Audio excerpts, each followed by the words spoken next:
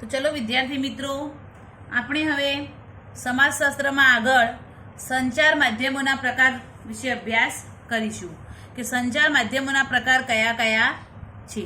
સંચાર માધ્યમોના પ્રકાર વિશે આપણે આ ચેપ્ટરમાં અભ્યાસ કરીશું. હવે તો પહેલા સંચાર માધ્યમો, તો એના મુખ્ય કેટલા પ્રકાર છે? બે પ્રકાર છે.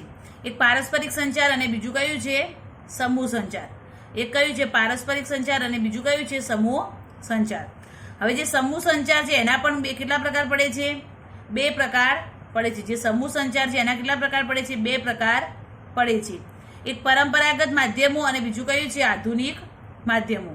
જે સમૂહ સંચાર છે એના બે પ્રકારો પડે છે કે જે પરંપરાગત રીતે ચાલી આવતા જે માધ્યમો છે એ, અને બીજા કયા? આધુનિક માધ્યમો. તો જે પરંપરાગત માધ્યમો છે એમાં શેનો સમાવેશ થાય છે? તો લોક સાહિત્ય, લોક સંગીત, કઠપુતળી ખેલ, ભવાઈ અને લોક નાટ્ય, આટલાનો સમાવેશ પરંપરાગત માધ્યમોમાં થાય છે. જ્યારે આધુનિક માધ્યમોમાં શેનો સમાવેશ થાય છે? તો મુદ્રિત માધ્યમો અને વીજાણુ માધ્યમો. આધુનિક માધ્યમોમાં શેનો સમાવેશ થાય છે? તો મુદ્રિત માધ્યમ અને વીજાણુ માધ્યમોનો સમાવેશ થાય છે. હવે મુદ્રિત માધ્યમોમાં શેનો સમાવેશ થાય છે? તો મુદ્રિત માધ્યમો કોને કહેવાય? તો કે જે આપણે લખી શકીએ, વાંચી શકીએ, બધા કેવા માધ્યમો કહેવાય? મુદ્રિત માધ્યમો કહેવાય. એમ આપણે અગાઉ ડીપમાં ભણીશું એટલે આવશે મુદ્રિત માધ્યમો એટલે શું. તો એક મુદ્રિત માધ્યમ અને વીજાણુ માધ્યમ એ આધુનિક માધ્યમોના બે પ્રકાર છે. તો મુદ્રિત માધ્યમોમાં શેનો સમાવેશ થાય? તો વર્તમાનપત્રો, પુસ્તકો, સામાયિકો, ચોપાનિયા, બેનર, હોર્ડિંગ, એ બધાનો મુદ્રિત માધ્યમોમાં સમાવેશ થાય છે. જ્યારે વીજાણુ માધ્યમોમાં જે વીજળીથી ચાલતા હોય ઇલેક્ટ્રિક માધ્યમો એને વીજાણુ માધ્યમ કહેવાય. તો વીજાણુ માધ્યમમાં શેનો સમાવેશ થાય છે? તો રેડિયો, ટેપ રેકોર્ડર, ફોટોગ્રાફી, ફિલ્મો, television, computer, internet, mobile, telephone, એ બધાનો સમાવેશ શેમાં થાય છે? વીજાણુ માધ્યમમાં થાય છે. હવે આપણે જોઈએ કે સંચારના માધ્યમોને ધ્યાનમાં રાખીને બે પ્રકાર પાડી શકાય. કે સંચારના માધ્યમોને ધ્યાનમાં રાખી અને એના કેટલા પ્રકાર પડે છે? બે પ્રકાર પડે છે. એક છે પારસ્પરિક સંચાર અને બીજું કયું છે? સમૂહ સંચાર. પહેલું કયું છે? પારસ્પરિક સંચાર અને બીજું કયું છે? સમૂહ સંચાર. જે સંચાર માધ્યમોના પ્રકાર હતા એ કે પારસ્પરિક સંચાર અને સમૂહ સંચાર. તો પહેલા જોઈએ આપણે પારસ્પરિક સંચાર. તો બે કે તેથી વધુ વ્યક્તિ કે સમૂહ વચ્ચે એકબીજાની પ્રત્યક્ષ હાજરીમાં વાતચીત, પ્રેમ, હાસ્ય, રુદન કે કોઈ પણ અભિવ્યક્તિ, કોઈ સંકેત કરે કે કોઈ હાવભાવ વ્યક્ત કરે અને એકબીજા ઉપર અસર ઉપજાવે તેને પારસ્પરિક સંચાર કહેવામાં આવે છે. કે પારસ્પરિક સંચાર કોને કહેવાય? તો કે બે કે તેથી વધારે વ્યક્તિ હોય કે સમૂહ હોય, કે બે કે તેથી વધારે વ્યક્તિ હોય કે સમૂહ હોય, એમના વચ્ચે જે એકબીજાની પ્રત્યક્ષ હાજરીમાં વાતચીત થાય કે રૂબરૂ વાતચીત થાય, પ્રત્યક્ષ હાજરીમાં રૂબરૂ વાતચીત થાય. પ્રેમ, હાસ્ય, રુદન કે કોઈ પણ અભિવ્યક્તિ હોય કે પ્રેમ બતાવે, હસે કે રોવે કે રુદન કે હાસ્ય કે કોઈ પણ અભિવ્યક્તિ હોય, કોઈ સંકેત કરે કે કોઈ હાવભાવ વ્યક્ત કરે કે કોઈ સંકેત બતાવે, ચહેરાના હાવભાવ દ્વારા કોઈ સંકેત બતાવે અને એકબીજા ઉપર અસર ઉપજાવે તેને પારસ્પરિક સંચાર કહેવાય. કે એકબીજા ઉપર અસર થાય એની, તો એને શું કહેવાય? પારસ્પરિક સંચાર કહેવાય છે. જ્યારે બીજું છે હવે સમૂહ સંચાર. તો કે વિશાળ માનવ સમુદાયોને વિવિધ યંત્ર વિજ્ઞાન, ટેકનોલોજી દ્વારા વિવિધ વિષયો ઉપર સંદેશો પહોંચાડવાનું કાર્ય આ સમૂહ માધ્યમો દ્વારા થાય છે. કે વિશાળ જે માનવ સમુદાય છે એમાં યંત્ર વિજ્ઞાન અને ટેકનોલોજી દ્વારા જે વિવિધ વિષયો ઉપર સંદેશો પહોંચાડવાનો હોય છે, અલગ અલગ વિષયો ઉપર જે સંદેશો પહોંચાડવાનું કાર્ય છે એ કોણ કરે છે? આ સમૂહ સંચાર માધ્યમો કરે છે. કે લોકો સુધી સંદેશા પહોંચાડવા ટેકનોલોજી દ્વારા લોકો સુધી સંદેશા પહોંચાડવા, એ સંદેશો પહોંચાડવાનું કામ કોણ કરે છે? આ સમૂહ માધ્યમો દ્વારા થાય છે.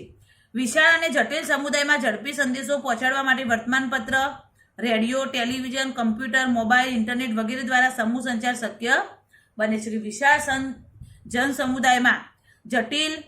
સમુદાયમાં ઝડપી સંદેશો પહોંચે એ માટે ઝડપી સંદેશો પહોંચાડવા માટે શેનો ઉપયોગ થાય છે? તો વર્તમાનપત્રો, radio, television, computer, mobile, internet દ્વારા લોકો સુધી સંદેશો પહોંચાડવામાં આવે છે. કે ઝડપી વિશાળ સમુદાય એટલે કે ઘણા બધા લોકોને અને ઝડપી સંદેશો પહોંચે એ માટે વર્તમાનપત્રોનો, radio, television, computer, mobile, internet એ બધાનો ઉપયોગ કરવામાં આવતો હોય છે. હવે સમૂહ સંચાર માધ્યમના પણ બે પ્રકાર છે. કેટલા પ્રકાર છે? સમૂહ સંચાર માધ્યમના બે પ્રકાર છે. એક છે પરંપરાગત સમૂહ સંચારના માધ્યમો અને બીજું કયું છે? આધુનિક સમૂહ સંચારના માધ્યમો. સમૂહ સંચારના કેટલા પ્રકાર પડે છે? 2. એક પરંપરાગત સમૂહ સંચાર માધ્યમો અને બીજું આધુનિક સંચાર માધ્યમો. તો એમાં આપણે સૌપ્રથમ જોઈએ પરંપરાગત સમૂહ સંચાર માધ્યમો. કયું જોવાનું છે? સૌપ્રથમ પરંપરાગત સમૂહ સંચાર માધ્યમો. તો પ્રાચીન કાળથી ભારતમાં પરંપરાગત સમૂહ માધ્યમોની બોલબાલા વધતે ઓછે અંશે જોવા મળે છે. પ્રાચીન કાળથી જ આપણા ભારત દેશમાં પરંપરાગત રીતે સમૂહ માધ્યમોની બોલબાલા વધતે ઓછે પ્રમાણમાં જોવા મળતી હોય છે. લોક સાહિત્ય, લોક સંગીત અને લોક નૃત્ય આ ત્રણેય ભારતના વિવિધ પ્રદેશોમાં પોતાની આગવી ઓળખ ધરાવે છે. કે આપણા લોક સાહિત્ય, પછી આપણું લોક સંગીત અને લોક નૃત્ય, આ ત્રણેય વસ્તુ છે એ ત્રણેય આપણા ભારતના અલગ અલગ પ્રદેશોમાં પોતાની ઓળખ ધરાવતા હોય છે.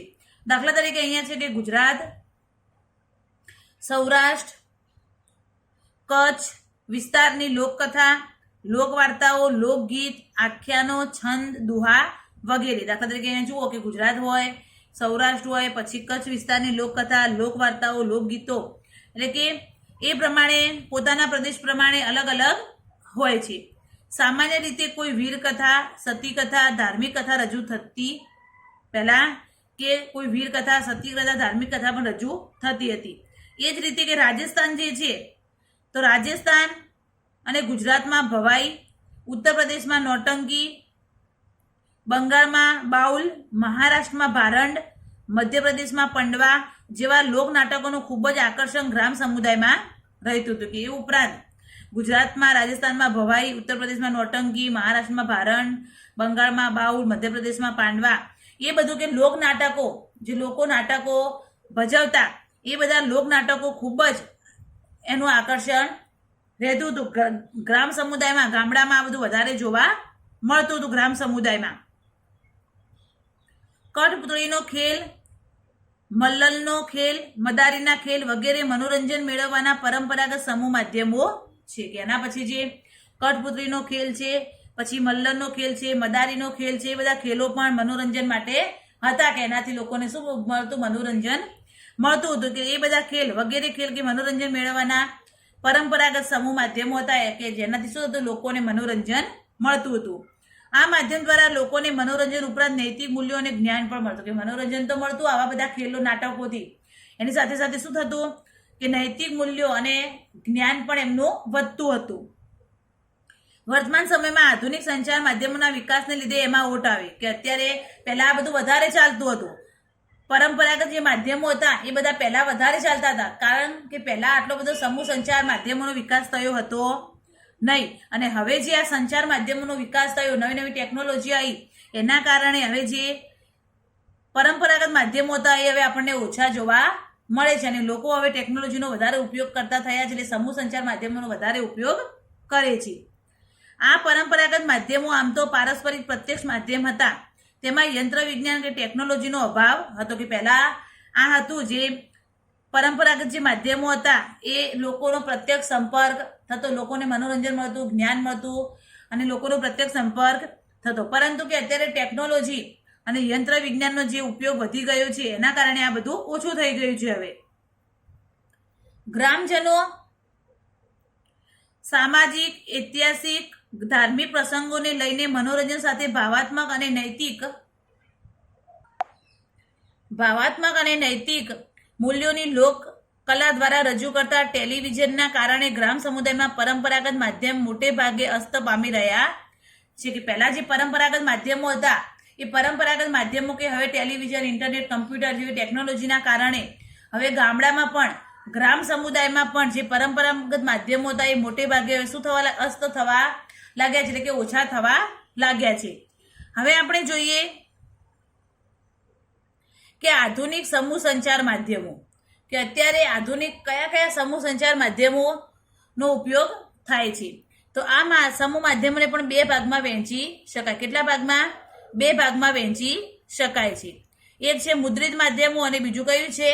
વિજાણુ માધ્યમો. એક છે મુદ્રિત માધ્યમો અને બીજું કયું છે? વિજાણુ માધ્યમો. તો મુદ્રિત માધ્યમોમાં શેનો સમાવેશ થાય?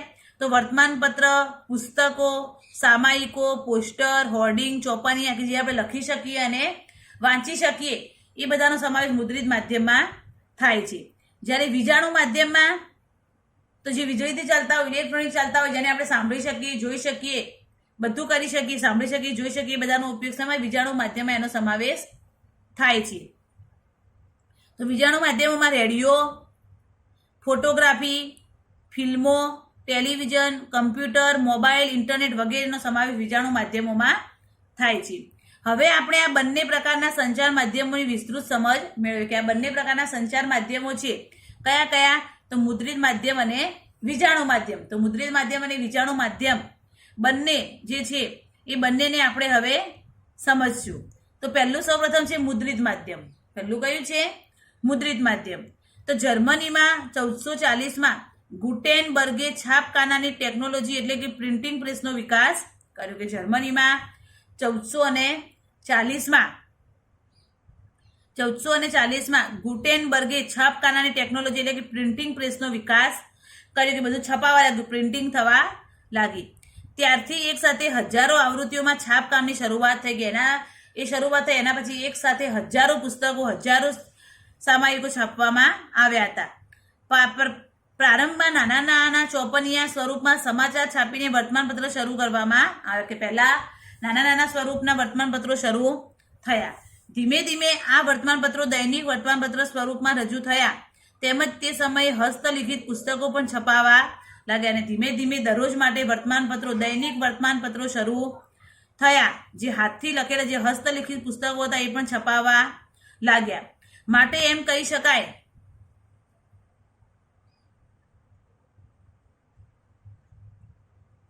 માટે આપણે એમ કહી શકીએ કે યંત્ર વિજ્ઞાન અને ટેકનોલોજીની સાથે આધુનિક યુગની શરૂઆત થઈ. કે યંત્ર વિજ્ઞાન અને ટેકનોલોજીની સાથે સાથે શું થયું?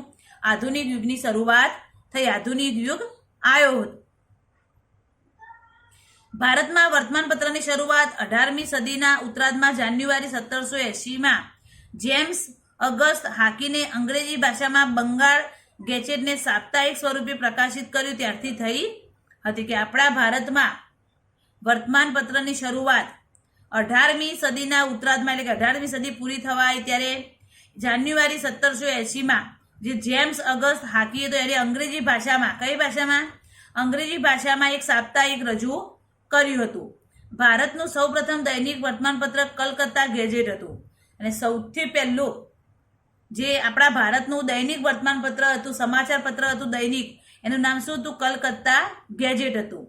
સ્વતંત્ર ભારતમાં યુનાઇટેડ ન્યૂઝ ઓફ ઇન્ડિયા નામની એક કંપની સ્થાપવામાં આવી. તેનું કાર્ય સમાચાર આપવાનું હતું અને એના પછી આપણું સ્વતંત્રતા મળી. એ સ્વતંત્રતા મળ્યા પછી યુનાઇટેડ ન્યૂઝ ઓફ ઇન્ડિયા નામની એક કંપની સ્થાપી હતી અને એક શું કામ કરતી? તો સમાચાર આપવાનું કામ કરતી હતી. 27 ઓગસ્ટ 1947માં પ્રેસ ટ્રસ્ટ ઓફ ઇન્ડિયા પીટીઆઈની સ્થાપના કરવામાં આવી અને 27 ઓગસ્ટ 1947માં PTI press trust of India એની સ્થાપના થઈ હતી. આ સમાચાર પત્રો આંતરરાષ્ટ્રીય, રાષ્ટ્રીય, પ્રાદેશિક અને સ્થાનિક એમ 4 કક્ષાએ રજૂ થતા હતા. કે જ્યાં સમાચાર પત્રોની સ્થાપના થઈ એ સમાચાર પત્રો આંતરરાષ્ટ્રીય ક્ષેત્રે, રાષ્ટ્રીય ક્ષેત્રે, પ્રાદેશિક અને સ્થાનિક એમ 4 કક્ષાએ રજૂ થવા લાગ્યા હતા. જેમાં સ્થાનિક કક્ષાથી શરૂ કરી આંતરરાષ્ટ્રીય કક્ષા સુધીની તમામ ઘટનાઓ અને વિગતો પ્રકાશિત કરવામાં આવી. કે એમાં શું પ્રકાશિત થતું? આ જે સમાચાર પત્રો હતા એ સમાચાર પત્રોમાં શું શું પ્રકાશિત થતું? તો કે સ્થાનિક કક્ષાથી શરૂ કરી અને છેક આંતરરાષ્ટ્રીય કક્ષા સુધીની દરેકે દરેક ઘટનાઓ, દરેકે દરેક વિગતો, દરેકે દરેક બનાવો પ્રકાશિત કરવામાં આવતા હતા. પરંતુ નિરક્ષરતા છે ત્યાં આ મુદ્રિત માધ્યમો ઓછા અસરકારક બને છે. કે જે લોકો ભણેલા ના હોય, જે લોકો અભણ હોય, ભણેલા ના હોય, એમના માટે આ મુદ્રિત માધ્યમો એકદમ ઓછા અસરકારક બને છે. કારણ કે એમાં શું હોય? વાંચવાનું હોય છે. મુદ્રિત માધ્યમોમાં વાંચવાનું હોય છે. એટલે કે જે ભણેલા નથી હોતા, જે અભણ લોકો હોય છે, એ અભણ લોકો માટે જે આ મુદ્રિત માધ્યમો છે ઓછા અસરકારક બને છે. વળી મુદ્રિત માધ્યમોમાં પાઠ્યપુસ્તકો, ધાર્મિક ગ્રંથો, નવલકથાઓ, કાવ્યો, નાટકો વગેરેની મહત્વની ભૂમિકા ભજવે છે. મુદ્રિત માધ્યમોમાં બીજું પાઠ્યપુસ્તકો આવે, એ પછી આપણા ધાર્મિક ગ્રંથો, રામાયણ, મહાભારત, ભગવદ્ ગીતા, એવા બધા જે ધાર્મિક આપણા ગ્રંથો છે, એ નવલકથાઓ, કાવ્યો, નાટકો, એ બધાની મહત્વની ભૂમિકા છે મુદ્રિત માધ્યમમાં. હાલ કમ્પ્યુટર સાથે જોડાયેલ ડિજિટલ ટેકનોલોજીને કારણે બીબા પ્રિન્ટિંગ ટેકનોલોજીનો અંત આવી ગયો છે અને ડિજિટલ ટેકનોલોજીને કારણે વિવિધ પ્રકારના પ્રિન્ટર, ફોટોકોપી મશીન વગેરે દ્વારા પ્રિન્ટિંગ ઘણું સરળ અને ઝડપી થવા લાગ્યું છે. કે અત્યારે જે કોમ્પ્યુટર સાથે જોડાયેલ જે ડિજિટલ ટેકનોલોજી છે એ ડિજિટલ ટેકનોલોજીના કારણે જે બીબા પ્રિન્ટિંગ ટેકનોલોજી હતું કે પહેલાં જે છાપીને થતું હતું એ બધાનો હવે શું થઈ ગયો? અંત આવી ગયો. કેમ? તો કે અત્યારે ડિજિટલ ટેકનોલોજી આવી, વિજ્ઞાન અને ટેકનોલોજીનો વિકાસ થયો એના કારણે વિવિધ પ્રકારના પ્રિન્ટર ઉપયોગમાં આવ્યા. ફોટોકોપી મશીન દ્વારા પ્રિન્ટ કરવું એકદમ સરળ બની ગયું હતું, એટલે કે અત્યારે એનો ઝડપી ઉપયોગ થાય છે. ટેલિવિઝન, કમ્પ્યુટર, ઇન્ટરનેટ, સ્માર્ટફોન વગેરેને કારણે વર્તમાનપત્રો, પુસ્તકો, સામાયિકોના વાંચનના પ્રમાણમાં ઘટાડો જોવા મળે છે. કે પહેલાં લોકો આ ન્યૂઝપેપર, છાપા, સામાયિકો, પુસ્તકો એ બધાનું વાંચન વધારે કરતા, પરંતુ અત્યારે કે આ ટેલિવિઝન, કમ્પ્યુટર, ઇન્ટરનેટ, સ્માર્ટફોન એ બધું વધારે આવી ગયું એના કારણે જે વર્તમાનપત્રો, પુસ્તકો, સામાયિકોના વાંચનમાં શું થયો? હવે ઘટાડો થયો છે. ભાગ્યે જ લોકો એ વાંચતા હોય છે, વધારે એ કમ્પ્યુટર, ઇન્ટરનેટ, મોબાઈલનો ઉપયોગ કરતા હોય છે.